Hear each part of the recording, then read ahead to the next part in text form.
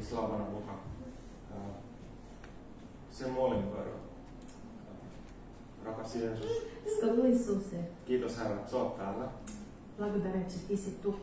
Me voimme luottaa sun hyvyyteen, Можем да разчитаме на Твоята добрина, armo ja rakkauteen. на благодата и любовта Ти. Rukoile Herra, että avaa meidän sydämet Pyhän Henkensä kautta vastaanottamaan, mitä sä haluat meille puhua. Моля, Господи, да ни отвори сърцата, да приемаме това, което Ти искаш да ни говориш. Vingetana Iisus Kristus. Amen. Täällä on hienoja todistuksia kuultu. Сме чули прекрасни свидетелства. Ja mä tulin tänne kehumaan Jeesusta teille. Аз също съм дошъл да хваля Бога. Ja kerron teille, mä oon otsikoinut tämän uudesti syntyminen ylhäältä Pyhästä Hengestä ja sen hedelmä, rakkaus ja palvelu. Заглавието ми днес е ново рождение отгоре чрез Светия Дух и плода на това събитие, любовта и служенето. Elämässä me voidaan tehdä monia eri asioita. Tiskata, siivota, kuljettaa ihmisiä ympäriinsä ja niin edelleen. В живота можем да правим много различни неща, да мием чини, да чистим, да превозваме хората с колата си. Sekä eri alan töitä, mistä me saadaan rahapalkkaa. Различни работи в различни области, срещу които ни плаща заплатата. Ihan arkisia, hyviä asioita. Ежедневни добри неща. Ja myös seurakunnassa me voidaan tehdä erilaisia palvelutehtäviä. Se on tosi hyvä. Така и в църквата можем да правим различни неща и това е добре. Mutta mä haluan tällä puheellani tuoda esille uskontulon, mitä se on ja uskontulon hedelmän. Eli mitä uskontulo saa aikaiseksi meissä. Но днес искам да, с този мой реч, искам да разказа за новорождението и какви плодове произвежда това голямо събитие в нас. Sekä miten on mahdollista toteuttaa Raamatun sana, jossa lukee näin. Mitä teettekin, tehkää sille sydämestäni niin kuin Herralle, eikä ihmisille. Tehän tiedätte, että saatte Herralta perinnön. Te palvelette Herraa Kristusta. Ei ole. Kolossalaiset kirja.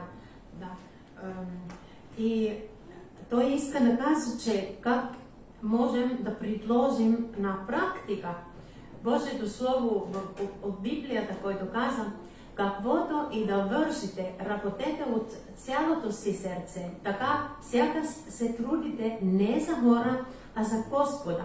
Помнете, че Господ ще ви даде вашето наследство като награда. Служете на Христос, истинският ви Господар. Uskoontulo. Новорождение. Johanneksen evankeliumi 1.12. Йоан, 1 глава, 12 стих. Mutta kaikille, jotka ottivat hänet vastaan, hän antoi oikeuden tulla Jumalan lapsiksi niille, jotka uskovat hänen nimensä. На онези, които го приеха, даде право да станат Божии деца, на тези, които вярват в Неговото име. Eli Herra Jeesus otetaan elämään parannuksen teon, eli mielenmuutoksen kautta. Господ Исус се приема в живота чрез покаяние. Herra Jeesus antaa uskon lahjan ja ihminen uudesti syntyy ylhäältä. Исус ни дава на дар дара на вярата и човек се ражда отново отгоре чрез Светия Дух. Johanneksen evankeliumi 3:3 sanoo, Jeesus vastasi hänelle, totisesti minä sanon sinulle, joka ei synny uudesti ylhäältä, se ei voi nähdä Jumalan valtakuntaa. Йоан 3 глава и 3 стих каза, Исус му отговори, истина, истина ти казвам, който не се е родил отново отгоре, не може да види Божието царство. Ja roomalaiskirje 10:9. Jos sinä siis tunnustat suullasi Jeesuksen Herraksi ja uskot sydämestäsi, että Jumala on herättänyt hänet kuolleista, niin sinä pelastut, sillä sydämen uskolla tullaan vanhurskaksi ja sun tunnustuksella pelastutaan. И Римляни 10 глава от 9 и 10 стих пише, защото ако изповядваш с устата си, че Исус е Господ и повярваш със сърцето си, че Бог го е възкресил от мъртвите, ще се спасиш. Защото със сърце вярва човек и оправдава, и с уста прави изповед и се спасява. Tämä on ihmiselämän muuttava asia. Това нещо променя целият живот. Ja nyt mä kerron, miten mä itse tulin uskoon. А сега искам да ви разкажа как аз повярвах. Mä olin päässyt armeijasta ja mä olin 19-vuotias ja mä pääsin autotehtaalle töihin. На 19 годишна възраст излязох от касармата и си намерих работа в автомобилна фабрика. Ja noin 3 vuotta elämä meni niin kuin itsellä eteenpäin. Join paljon alkoholia ja täytin elämäni kaikella synnillä tai pahalla. Около 3 години живота ми вървеше така добре, но аз изпълних моето време и живота си с много греховни неща. Пиех много алкохол и така. Ja sitten eräänä kerran mä tulin baarista kotiin ja mä etin kaapeista jotain, mä löysin raamatun. Но един ден, след като си прибрах от едно заведение, tърсих нещо в скафовете си и намерих Библия. Ja mä aloin lukea sitä Jobin kirjan kohdalta ja mä rupesin itkemään ja mä ihmettelin, että onko säkin Jumala tämmönen, että sä annat saatanan koetella Jobia. Започна да я чета от книга Йов и се ужасих, че Господи, и как и ти ли си такава, защото той не можа да разбира как Господ пусна Сатана да изпитва Йов. Eli mä olin pettynyt itseäni muihin ihmisiin ja Jumala on siellä jossakin. И аз бях доста разочарован от себе си, от хората около мене и също така от Бог там някъде далече. Ja tästä päivästä lähtien mä luin joskus Raamattua, uskon Jumalaa, mutta mä en tuntenut Jeesusta Kristusta. Но от този ден нататък започна да чета Библия понякога и аз вярвах в Бога, но не познавах Исус Христос. Ja 7 vuoden totuuden etsinnän jälkeen ja elämän tarkoituksen etsinnän jälkeen В продължение на 7 години аз търсех истината и смисълта на живота си. ja tässä 7 vuoden aikana tuli tehtyä paljon syntiä ja paha olo kasvoi ja eli oli tullut synnin tunto. Tiesin tehneeni väärin. И през тези 7 години, понеже живях така в греховен свят, но аз се чувствах още по-зле и по-виновен и започнах да усещам собствената си греховност. Mä olin jopa itse päättänyt ruveta uskovaiseksi, mutta musta tuli vaan uskonnollinen omilla säännöillä ja mä en pystynyt muuttaa itseäni. Дори веднъж си реках така, че ще стана вярващ и започна да правя такива правила, свои правила. Но просто стана много религиозен. Enkä ole ollut voimaa muuttaa itseäni. Да, нямах сила да променя себе си. No näiden kokeilujen jälkeen rukoilin eräänä iltana, että Raamatun Jumala, jos olet oikeasti olemassa, niin auta mua. Но след тези експерименти една вечер се молих: Бог от Библията, ако наистина съществуваш, помогни ме. Ja jonkin ajan kuluttua mun työkaveriksi tuli uskova mies. А след известно време на работното си място дойде нов колега. Ja eräänä päivänä mä rohkenin kysyä, että mikä on elämän tarkoitus. Той беше вярващ и един ден си позволих да го попитам какъв е смисълът на живота. Ja hän sanoi, että Jumala ja liikunta. А той ми каза: Бог и спорт. Sanoin, että mä uskon Jumalaan, mä rukoilen ja mä urheilen joskus, että mikä on vielä kun on niin paha olla. Аз му каза: аз вярвам в Бога, моля се и понякога изспортувам. Какво не ми е наред, като се чувствам толкова зле? No hän kuunteli mun ja sanoi hetken aikaa ja sanoi, että joo, että sulta puuttuu Jeesus. Eli Jeesus Kristus. Той ми изслуша и каза, че това, който ми липсва в живота е Исус Христос. Ja hän kertoi mulle evankeliumin ja kehoitti minua lukemaan Johanneksen evankeliumia. Разказа ми благата вест И ми каза да прочета Евангелието на Йоан. Sitä kotona lukiessani ja tämän miehen kanssa keskusteltuna niin ymmärsin, että minulta puuttuu Jeesus. След като прочетах вкъщи и след като разговарях с този човек, разбрах, че ми липсва Исус Ja Христос. eräänä viikonloppuna me lähdettiin kristilliseen evankelikaaliseen seurakuntaan ja siellä rukouksen kautta mä sain antaa elämäni Jeesukselle, eli otin hänet elämäni vastaan ja hän antoi mulle elämän. Да. Но един уикенд отидохме с този колега в една християнска евангелска църква и там с молитва предадох живота си на Господ Исус Христос и го приех в сърцето, в живота си. Mä olin silloin 28-vuotias ja siitä lähtien minun on ollut totuus ja elämän tarkoitus mun elämässäni. Тогава аз бях на 28 години и от тогава имам истина и цел в живота си. Ja tänä vuonna siitä tulee 20 vuotta. А днес тази година от това събитие е минало 20 години. Ja Herra Jeesus on minut vapauttanut kiroilusta, tupakasta, alkoholin käytöstä, päihtymistarkoituksesta, pornosta ja kaikista muistakin synneistä, jotka hallitsivat elämääni. Господ Исус ме освободи от псуването, пушенето, пиенето на алкохол, порнографията и други грехове, които доминираха в живота ми. Jotkut kerralla ja jotkut on ollut prosesseja. От някой от тях на раз получили освобождение, от някой от тези е било процес на освобождение. Sekä Herra Jeesus on antanut minulle rikkaan elämän ja rakkaita ihmisiä vierelleni. Да. И Господ Исус наистина ми е дал един богат живот и с любими хора до мене. Ja siitä mä sanon, että kiitos rakas Jeesus. И за това казвам, че благодаря, скъпо Исусе. Ja Johanneksen evankeliumi 3:16-21. Sillä niin on Jumala maailmaa rakastanut, että hän antoi ainutsyntyisen poikansa, että yksikään, joka hänen usko joutuisi kadotukseen, vaan hänellä olisi iankaikkinen elämä. Йоан 3 глава, 16 до 21 стих пише: Защото Бог толкова възлюби света, че даде своя единороден син, за да не погине нито един, който вярва в него, а да има вечен живот. Понеже Бог не изпрати сина си на света, за да съди света, а за да бъде светът спасен чрез него. Който вярва в него, не е осъден. Който не вярва, е вече осъден, защото не е повярван в името на единородния Божий син.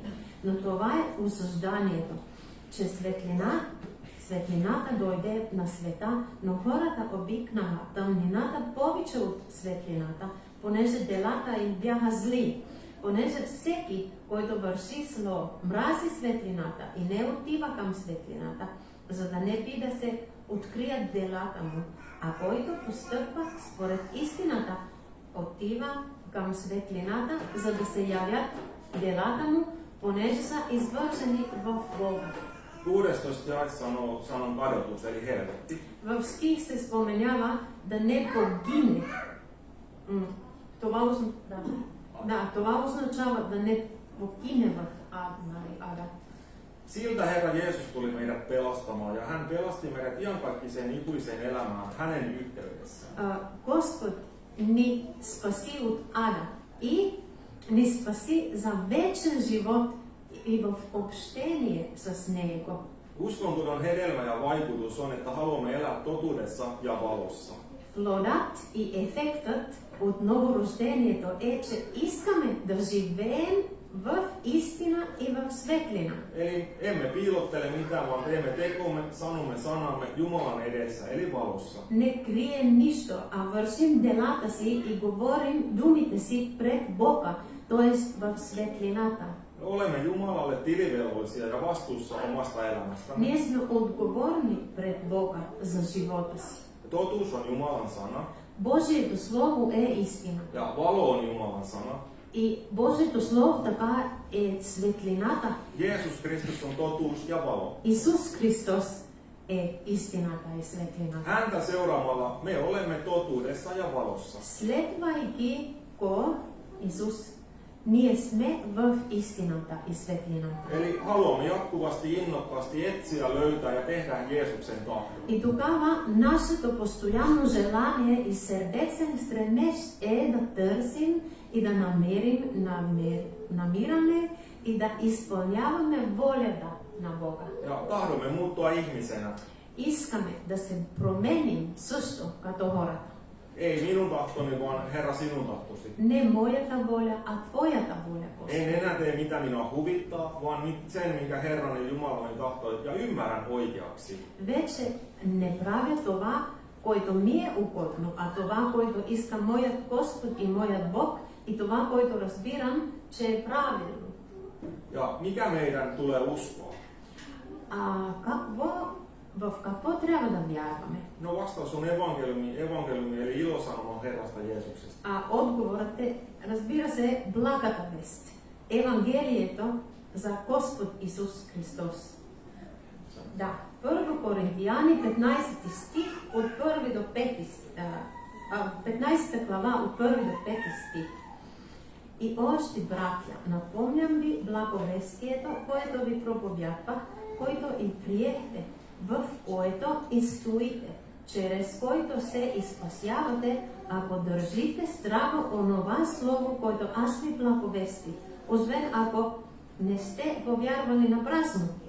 Защото ви предадох преди всичко това, което и аз приех, че Христос умря за греховете ни според Писанията, че беше погребан, че беше възкресен на третия ден според Писанията и че се яви на Кифа после на 12. Eli Jeesus Kristus on elossa. Да. Исус Христос е жив. Uskon on tullut yksi vaikutus. Haluan kertoa pelastuksesta Herrasta Jeesuksesta muillekin. Едно от последствията от новорождението е желанието да разказваме на другите със спасението. Apostolien teot 1:8. Деяния на апостолите, 1 глава 8 стих. Но ще приемете сила, когато дойде върху вас Светия Дух и ще бъдете свидетели за мене, както в Иерусалим, така и в цяла Юдея и Самария и до края на земята. Ja Johanneksen evankeliumi 15:26. А Йоан 15 глава 26 стих. А когато дойде състъпникът, когато аз ще ви изпратя от Отца, Духът на истината, който изхожда от Отца, той ще свидетелства за мене. Eli Jeesuksesta todistamisen motiivina on rakkaus Herra Jeesusta kohtaan ja rakkaus ihmisiä kohtaan. Мотивът за това, че разказваме на хората за Исус, трябва да бъде любовта към Бога и любовта към хората. No, miten Pyhä Henki vaikutti opetuslapsissa? Как Светия Дух действа се в учениците? Apostolien teot 4. Деяния 4 глава и 31 стих. И като се помолиха, мястото, където бяха събрани, се разтърси и всички бяха изпълнени със Светия Дух и с дързост говореха Божието Слово. Mielestäni ympärillä olevien ihmisten perheenjäsenemme, sukulaisemme, ystävämme, työkaverimme ja niin edelleen, heidän on kuultava Herrasta Jeesuksesta. Да. Хората около нас, те трябва да чуват за Бога. Колеги, най-близките хора в нас, в семейства, роднини, колеги. Eli tässäkin apostolit puhuvat, että Pyhän Hengen rohkaisesti Jumalan sanaa. Да, тук тези апостолите, като бяха изпълнени със Светия Дух, те държасно говореха Божието Слово на всички. Hyvä on elämällään sanoitta todistaa Jumalan hyvyydestä ja luoda ystävyyssuhteita. Е добре да създаваме приятелства и да живеем така, хората и без думи да разбират, че ние живеем за Божията слава. Jumala todistaa sillä tavalla Jumalan hyvyydestä. Да, и това е така свидетелстваме за добрината на Бога, като ни гледат.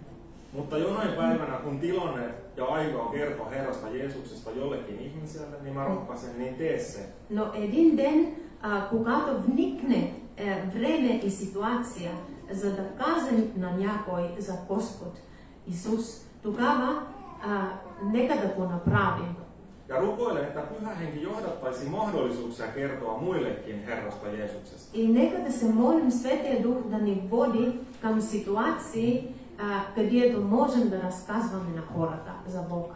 Ja Matteuksen evankeliumi 18:20. Матей 28 глава, 18 до 20 стих. Тогава Исус се приближи към тях и им говори, като каза: Даде ми се всяка власт на небето и на земята. И така, идете, правете ученици всичките народи и ги кръщавайте в името на Отца и Сина и Светия Дух, като ги учите да пазят всичко, което съм ви заповядвал. И ето, аз съм с вас през всичките дни до свършъка на света. Ja anna kaikkesi. Да, дай всичко от себе си. Luukas 9:23. Лука 9 глава, 23 стих до 25 стих. Исус каза на всички: ако иска някой да дойде след мене, нека се отрече от себе си, нека носи кръста си всеки ден и нека ме следва. Защото който иска да спаси живота си, ще го изгуби. А който изгуби живота си заради мене, той ще го спаси. Понеже какво се ползува човек, ако спечели целия свят, а изгуби или ощети себе си. Lähde kasvamaan hengellisesti. Anna Jeesukselle koko elämäsi hallinta. Отдавай се с цялото си сърце, за да можеш да израстваш духовно. No miten? Rukoile, lyö Raamattu, anna Pyhän Hengen hedelmän kasvaa itsessäsi. Как достигнаме до това? Чрез молитва, четенето на Библията и когато позволяваме Божия Дух да расте в нас Неговият плод. Galatalaiskirja. Галатияни 5 глава от 22 до 23 стих. Плодът на Духа е любов, радост, мир, дълготърпение, благост, милост, вярност, кротост, себеобуздание. Mä olen varma, että Jumala johdattaa jokaisen, jossa on Pyhä Henki, hankaliin paikkoihin, vaikeisiin tilanteisiin, hankalien ihmisten luokse, joissa meidän täytyy vaan kasvaa Pyhän Hengen hedelmään. Se on ainut mahdollisuus. Сигурен съм, че Бог ще води всеки вярващ със Светия Дух на трудни места, в трудни ситуации, при трудни хора. Именно в тези ситуации плодът на Духа може да расте в нас. Плодът, който Светия Дух произвежда в нас. Ja mun kehotukseni on meille kaikille. И моят Ole съвет, nöyrä ja rehellinen, Pyhä Henki työskentelee kanssa. моят съвет към всички нас е да бъдем смирени и честни, а Светия Дух ще работи с нас. Rakkaus ja palvelu. Joo, kyllä, kaikki. Сега ще разказваме за любовта и служене. Nyt olemme käyneet vähän läpi uskontuloa, evankeliumia ja hengen hedelmää. До сега говорим за новорождението, благата вест и плода на Духа. Mistä Herra Jeesus meidät pelasti? Helvetiltä. От какво ни спаси Господ Исус? Не само от ада, Mutta myös tästä pahasta maailman ajasta. но и от този зъл век. Ja Galatalaiskirja 1:3. Галатияни, 1 глава от 3 до 4 стих пише: Благодат и мир да бъде на вас от Бог Отец и от нашия Господ Исус Христос, който даде себе си за нашите грехове, за да ни избави от настоящия свят на злото, според волята на нашия Бог Отец. Eli meidät on pelastettu tästä pahasta maailman ajasta, sen synnillisestä järjestelmästä. Да.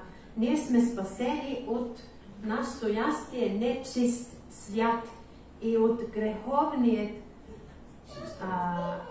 греховната система на света. Mihin meidät on pelastettu? Hänen eli Jumalan rakkaan pojan Herran Jeesuksen valtakuntaan. Къде сме спасени? В Неговото царство. Hänen eli Jumalan rakkaan pojan Herran Jeesuksen. Да. в царството на Божия възлюбен син. Me, jotka uskomme Herran Jeesukseen, olemme seurakunta. Ние, които вярваме в Господ Исус, сме църквата. Ja vanha kreikka sanoo eklesia, tämä tarkoittaa uloskutsuttujen joukko. Старогръцки думата за църквата е еклесия, който означава призованите. Тоест, ние сме призовани от греховният ред на този свят. Elämme maailmassa, mutta Jumalan valtakunnan periaatteiden mukaan. Ние живеем в света, но според принципите на Божието царство. Eli mitä pidämme arvokkaana, eli arvomme ja moraalimme löytyy Raamatusta, eli Jumalan sanasta. Това, което ценим, или нашите ценности и морала се намират в Библията. Bожието слово. Да. Seurakuntana yhdessä niitä etsimme, pohdimme ja toteutamme, mutta yksilöinäkin tämä on todella tärkeää. Като събранието, заедно ги търсим тези принципи и Божието Слово, но и размисляваме върху тях и ги прилагаме на практика. Но и като отделни хора, всичко това е също много важно. No miten? No Raamattu antaa meille hyviä neuvoja. Как го правим? Библията ни дава добри съвети. Колосияни, 3 глава от 1 до 2 стих. И така, ако сте били възкресени заедно с Христос, търсете това, което е горе, където Христос седи отясно на Бога. Мислете за горното, а не за земното. И Матей, 6 глава, 33 стих. Но първо търсете Божието царство и Неговата правда, и всичко това ще ви се прибави. Tämä on aktiivinen elämäntapa, jokapäiväinen elämäntapa. Това е активен начин на живот, ежедневен начин на живот. Ja rakkaus. А сега ще говоря за любовта. Meissä ja meidän kauttamme tärkeää on rakkaudessa vaikuttava usko. Това, което има значение в нас и чрез нас, и е вярата, която действа в любовта. Галатияни, 5 глава, 6 стих, там се споменава, идеята е това, че най-важното, там се говори за това е толкова трудна дума, че решихме, че ще кажа, че най-важното е вяра, която действа чрез любов. Rakkaus Herran Jeesukseen. Любовта към Господ Исус. Hän rakasti meitä ensin. Hän tuli Jumalan taivasta maan päälle ja teki sen, minkä jo luimme, eli ristin kuolema ja ylösnousin puolesta. Той ни е възлюбил първ и той дойде от Божието небе на земята за нас и направи това, за който вече прочетохме. Кръст до смърт и възкресение от мъртвите. Jeesus Kristus on elossa. Исус Христос е жив. Tämä rakkaudessa vaikuttava usko näkyy tekoina ja motiivina teoissamme. Тази вяра, която действа в любов, се вижда в делата и е мотив за нашите действия. Eli en tee hyviä tekoja pelastuakseni, vaan teen hyviä tekoja, koska olen pelastettu. Тоест, аз не върша добри дела, за да бъда спасен, а върша добри дела, защото съм спасен. Palvelu. И служене. Galatalaiskirja 5.13. Галатияни 5 глава, 13 стих. Вие сте призовани към свобода, братя. Не оставяйте свободата да бъде само оправдание за плътта, а си служете един на друг в любов. Матей 20 глава, 28 стих. Защото и човешкият син не дойде, за да му служат, а да послужи и да даде живота си като откуp за множени. No, mä ajattelen ja on kokemusta, kun ihminen on uudesti syntynyt pyhästä hengestä, niin silloin pyhä henki johdattaa, kehoittaa, rohkaisee ja nuhtelee ja niin edelleen. Моят опит и вярвам и така е, че когато човек е новороден от Светия Дух, тогава Светия Дух го води, увещава, насърцава, напътства korrekira i takanataan. Uskova ihminen, meistä jokainen valitsee, kuunteleeko ja totteleeko hän pyhän hengen ääntä. Ние избираме с нашата воля дали сме послушни на този глас или на водителство, който Господ ни показа. Ja meidät on pelastuttu palvelemaan, siksi me ollaan vielä täällä maan päällä. Ние сме спасени за да служим. Затова сме още тук на земята. Efesolaiskirja 20. Ефесияни 2 глава 10 стих пише: защото ние сме Негово творение, създадени в Христос Исус за добри дела, които Бог предварително е приготвил, за да ходим в тях. Mä ajattelin, että uskovan elämä tulisi näyttää tällaiselta. Аз мисля, че живота на един вярващ човек изглежда горе-долу така. 1. Palvelen Jumalaa, olen Herran Jeesuksen palvelija, mutta myös ystävä. Първо, служа на Бога. Аз съм Божий служител, слуга на Бога и приятел на Исус Христос. 2. Palvelen kotona. Втора точка. Служа в къщи. 3. Palvelen seurakunnassa. Трета точка. Служа в църквата. Ja 4. Palvelen työpaikalla. Четвърта точка. Служа на работното си място. Ja mä rohkaisen, että mieti ja kysele Jumalalta ja ihmisiltä ja toteuta, missä minä voisin palvella. Аз искам да ви насърчавам да си помислите и можете и да питате хората около вас, че от Бога, пред Бога и от хората, нали, че къде можеш да слушаш, къде мога да слуша. Mutta tästä mä kehotan, että voisi aloittaa. Galaatalaiskirja 60. Но имам тук един стих, от който можем да всички да започнем. Нека се води. Galaatalais 60. Галатяни 6 глава 10 стих. И така, докато все още имаме време, нека правим добро на всички, особено на своите по вяра. Или семейството на вярата. Или своите приятели на вяра. Да, по вяра. Lopuksi. Накрая. 1. Ihmisen elämässä tärkeintä ja elämän tarkoitus on tulla uskoon Herran Jeesukseen, eli uudesti syntyä ylhäältä pyhästä hengestä ja sen jälkeen elää elämänsä Jumalan kunniassa. Първо, най-важното нещо в човешкия живот и целта на живота е да повярваме, т.е. да се родим отново от Светия Дух. И след това да живеем за Божията слава. Eli Herra Jeesus pelastus tulee jokaisen ottaa tietoisesti vastaan elämänsä. Всеки трябва да приема Господ Исус Христос съзнателно в сърцето си. Parannuksen teon eli mielenmuutoksen kautta. Чрез покаяние и промяна на ума. Ja 3. Tärkeää uskovan elämässä on hengellinen kasvu, eli hengen hedelmä. И трета точка е, че важното нещо в живота на вярващия е да израстваме духовно и плодът на духа да расте в нас. 4. Meidät on kutsuttu palvelemaan Jumalaa ja toinen toisiamme, ja palvelumotiivina tulee aina olla rakkaus. Да. Четвърта точка е, че ние сме призовани да служим на Бога и един на друг.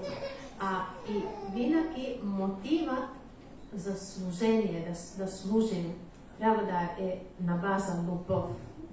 5. Katse, ajatus joka päivä kohdistettuna Herran Jeesukseen.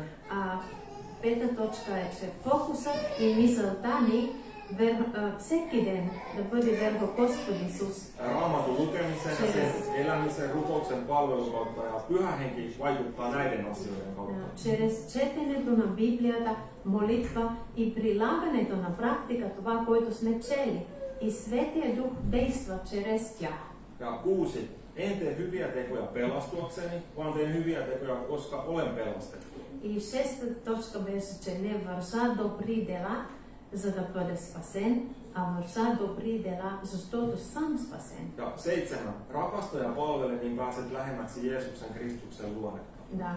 И седма точка, който аз искам да кажа тук, е, че обичай и служи, и ще доближиш до характера на Исус Христос.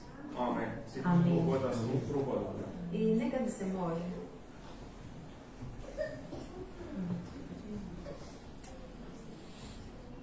Kiitos, rakas Jeesus, Благодаря, скъпи Исусе, jokaisesta näistä ihmisistä. за всичките тези хора. Kiitos Herra, että sun pyhä henki on täällä. Благодаря, че Твоят Светия Дух е тук Ja se on jokaisessa uudesti syntyneessä и ihmisessä. присъства във всеки новороден човек. Herra, jos joku ei uudesti syntynyt, sä voit myös avata, Herra, ymmärryksen pyhässä hengessä. Господи, ако има някой, който все още не е новороден, Ти можеш да отвориш умът на този и сърцето на този човек. Kuka on Jeesus Kristus ja mikä on pelastus? Да показваш кой е Исус Христос. Että nämä ihmiset vois ottaa vastaan sut. И за да могат да разбират със спасението и да те приемат. Ja Herra, uskoville ja kaikille mä rukoilen, Herra, pyhän hengen kastetta. И за вярващите хора тук, Господи, се моля да ни изпълниш за Светия си Дух. Apostoliteoskin se paikka värähteli ja ihmiset puhuivat rohkeasti Jumalan sanaa. Господи, когато Ти изпълни хората в Деяния на апостолите, цялата място там трепери се и Господи, те с бързост говориха Божието Слово. Ja me kiitetään, Herra, että sä haluat tehdä tämän janoisille И ihmisille. благодарим, че това е желанието на Твоето сърце, да изпълниш хората, да заливаш Светия си Дух. Ja kiitos, Herra, Jumalan sanasta, Благодаря, Господи, за Божието Слово, Raamatusta, Библията, jonka sä oot meille antanut. който Ти си ни дал. Voidaan lukea ja elää sitä. И можем да четем и преживеем това Слово Pyhän hengen voimassa. в силата на Светия Дух. Jeesus Kristus, me rakastetaan sua. Господи Исусе, ние те обичаме. Aamen. Амин.